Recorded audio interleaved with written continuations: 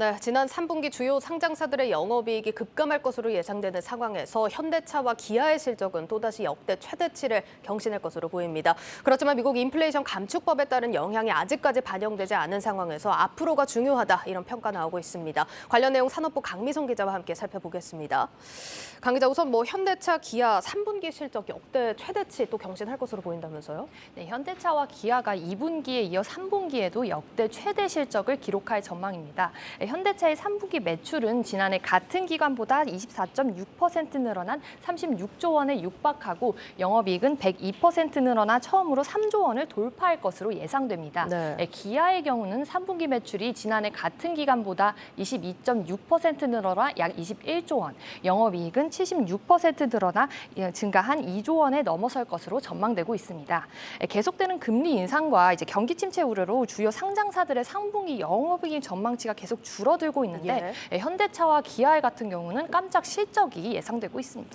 그러니까 3분기 주요 상장사들 전망치랑은 굉장히 상반되는 흐름이라는 게 중요한 것 같은데 어떻게 이런 역대급 실적을 달성할 수 있었을까요? 네, 먼저 환율 효과가 가장 큰데요. 1,400원대 초중반까지 치솟은 고환율 덕분입니다. 올 상반기 기준으로 전체 매출의 50% 이상이 수출 물량인데요. 판매 대금을 달러로 받기 때문에 환율 상승에 따른 이익이 다른 기업보다 현대차 그룹은 굉장히 큽니다. 원달러 환율이 1% 오를 때마다 현대차의 영업이익은 500억 원, 기아는 300억 원 늘어날 것으로 추산이 되는데요. 3분기 평균 환율이 약 15%가량 올랐는데 이렇게 계산을 해보면 현대차와 기아가 환율 효과만으로 약 1조 2천억 원의 추가 이익을 볼 것으로 예상됩니다. 두 번째로는 대리점에 지급하는 판매 인센티브를 좀 줄인 점인데요. 네. 현재 자동차 메이커 중에서 가장 낮은 수준입니다. 이게 딜러한테 주는 인센티브를 말하는 거죠? 네, 맞습니다.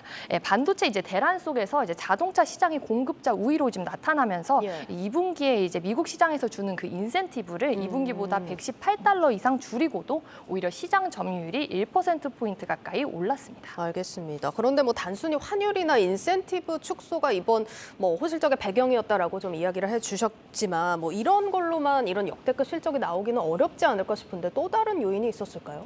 네, 3분기 같은 경우에는 전통적으로 자동차 시장의 비수기임에도 불구하고 현대차가 자동차를 잘 팔았습니다.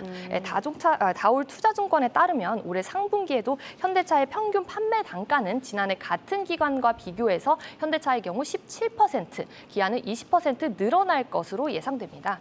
경쟁사들이 원자재 값과 물류비 상승 등의 이유로 가격을 줄줄이 올리면서 현대차도 손쉽게 판매 가격을 올려 수익 개선에 효과를 좀 봤습니다. 제네시스와 SUV 등 고수익 모델에 대한 판매량도 높아지고 있는 점도 굉장히 긍정적이고요. 보통 자동차 회사의 적정 재고는 2에서 3개월 정도인데 현재 현대차 그룹의 재고 일수는 최대 1개월로 전해집니다. 만들자마자 바로 출고되기 바쁠 정도의 셈입니다. 그렇군요. 일단 역대급 실적이 기대된다니까 반갑기는 한데 사실 앞으로의 실적 전망에서 가장 중요한 게 인플레이션 감축법 영향이 어디까지 미칠 거냐, 이런 부분이었습니다. 근데 걱정이 큰 부분이긴 했는데 오늘 바이든 대통령이 보낸 서한이 좀 공개됐는데 이 부분에서 협력하겠다, 이런 얘기가 들려왔거든요. 우려를 좀 덜어도 되는 부분일까요? 네, 오늘 바이든 미국 대통령이 윤석열 대통령에게 친서를 보내서 IR에 대한 한국 측 우려를 이해하면서 지속적으로 협의하자라는 뜻을 밝혔는데요. 앞으로 현대차가 IRA 예외 조항에 포함되거나 유예 조치가 이루어질 가능성이 높아지고 있습니다. 네, 실제 9월 미국 내 현대차 아이오닉 5와 EV6의 판매량이 최대 20% 가까이 줄었는데요. 8월 중순에 발언된 IRA 타격이 현실화된 거 아니냐라는 우려가 있었습니다. 하지만 취재 결과 반도체 수급난에 따른 생산 속도 지연으로 자동차 출고량이 줄었다고 보는 것이 맞습니다. 미국의 자동차 판매량은 계약 시점이 아니라 소비자 인도 시점을 기준으로 집계가 되는데요. 시기적으로 보면 IRA 발효 전인 5에서 6개월 전에 계약된 물량들입니다.